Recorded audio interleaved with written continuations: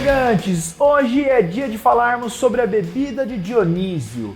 Hoje é dia de falarmos sobre curiosidades e história do vinho.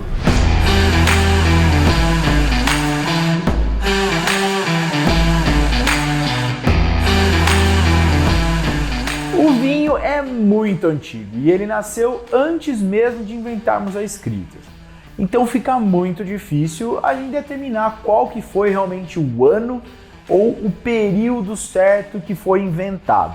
Na verdade, o que se especula é que ele foi inventado na Geórgia, onde se encontraram os primeiros artefatos que lembram o vinho, e que ele tenha sido inventado de um acidente, de alguém que esqueceu um suco de uva e esse suco de uva fermentou e aí virou o vinho. Obviamente nada com o que a gente tem hoje de vinho, devia ser alguma coisa muito diferenciada, quem sabe até um vinagrezão azedo, né? Mas o que podemos dizer é que já no Egito isso era uma bebida certa e era uma bebida só do alto escalão dos egípcios. Ou seja, só os faraós e seus amiguinhos é que poderiam usufruir desse néctar dos deuses. Não era qualquer um que tinha acesso. E por quê? Porque era muito difícil de ser feito, era muito trabalhoso de ser feito o vinho. E era aquele lance lá de pisar com o pé mesmo, aquele chulezão em cima do vinho, da uva, e a partir de então ia se extraindo e fazendo a fermentação e chegava no vinho. Até mesmo o jeito de armazenar era totalmente diferente do que a gente conhece hoje. O armazenamento era feito em ânforas, uma espécie aí de barril de cerâmica, que perdurou até os anos 200 depois de Cristo, que foi quando inventaram aí sim os barris de madeira como a gente conhece hoje em dia. E provavelmente tenha sido inventado pelos celtas. O que a gente de fato sabe é que os gregos ficaram bem famosos pela cultura do vinho e inclusive, como eu comecei esse vídeo, falando sobre o Dionísio, o deus do vinho. E também ele tem o mesmo deus do vinho que é Baco na cultura romana.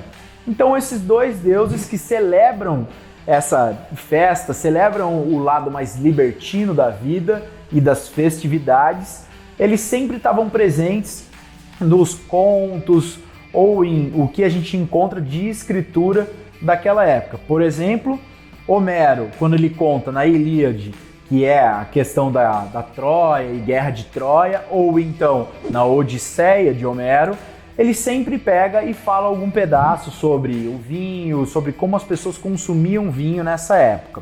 E com o tempo, os gregos foram perdendo território e os romanos iam estendendo as suas fronteiras. E em cada conquista de novo território, os romanos implementavam a sua cultura.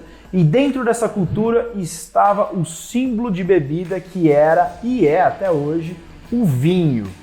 Bebida que eles foram aprimorando cada vez mais, seja em técnicas de plantio, ou seja em formas de se cultivar e colher essas uvas. E outra grande importância nesse mesmo período foi o interesse, e não só o interesse, como a conversão dos romanos para o cristianismo. E com isso, a Igreja Católica sempre teve em si que o sangue de Cristo era, na verdade, esta bebida, esta iguaria, essa belezinha. Vou até dar mais um golinho, né? Não tem como não gostar.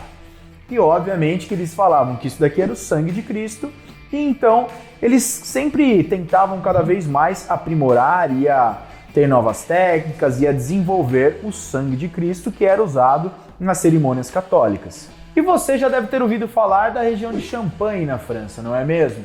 Inclusive os monges circenses, eu acho que eu falei certo, vou colocar na tela aqui o nome e se eu errei, desculpa monges, eu acabei errando. Ou não. É meio difícil de falar, mas eles tiveram uma grande importância no desenvolvimento aí dos espumantes. Aliás, os monges sempre souberam fazer muito bem e eles tiveram as melhores receitas na época medieval sobre produção de vinho e também de cerveja. O nosso Brasil não é reconhecido por ter um dos melhores vinhos do mundo, mas por aqui nós encontramos sim vinhos bons, principalmente aqueles produzidos na Serra Gaúcha, região que tem um clima bem peculiar e onde as uvas, as videiras conseguem se desenvolver de uma maneira em que o terroir favorece e então a gente consegue ter uma bebida melhor.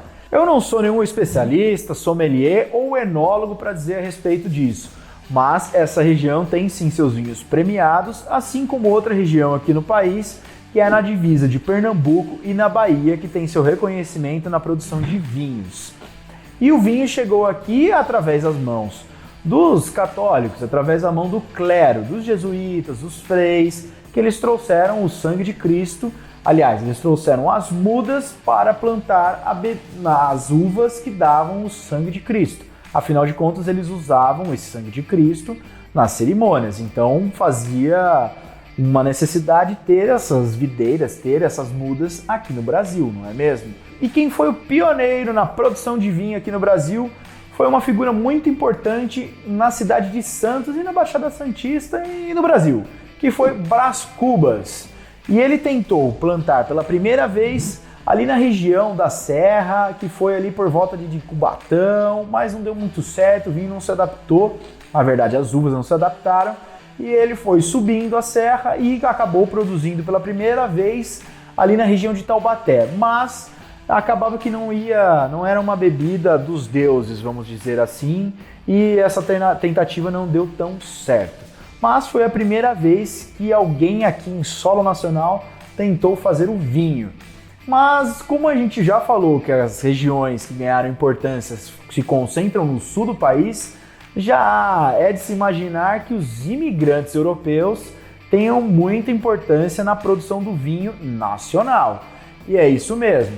A partir do momento que eles começaram a chegar no Brasil, eles também foram trazendo consigo as suas culturas e os seus gostos. Eles queriam beber aqui o vinho que eles bebiam lá na Europa.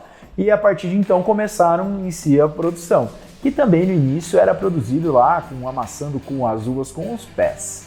E se você que está assistindo esse vídeo é daqueles que curte um bom vinho, o que você acha de aqui no canal a gente criar uma série especial para falar mais a respeito do vinho, essa bebida tão deliciosa e tão apreciada pelos deuses? E agora algumas curiosidades. A garrafa, como a gente conhece ela hoje, só foi inventada lá em 1600 e bolinha e terminou mesmo de ser mais aprimorada, mais translúcida e conseguia armazenar melhor por volta de 1800 durante a Revolução Industrial. E o primeiro saca-rolha que se tem notícia de ter sido criado ou ter sido usado foi em 1681 e ele era mais ou menos desse jeito aqui, ó. E hoje a gente tem várias técnicas que aprimoraram o vinho, tanto para deixar o vinho mais comercial, mais barato, e até mesmo algumas técnicas como o cruzamento de espécies, e assim criaram o Cabernet Sauvignon e outras tantas que a gente conhece por aí de uvas híbridas. E tantos tipos de vinhos que são disponíveis por aí, tanto em empórios que são especializados, como em grandes redes de supermercados que tem aqueles mais mainstreams, aqueles mais populares. Bom, depois dessa conversa deliciosa sobre o vinho, eu vou ficando aqui com a minha taça, mas eu encontro você no próximo bar ou vídeo de curiosidades.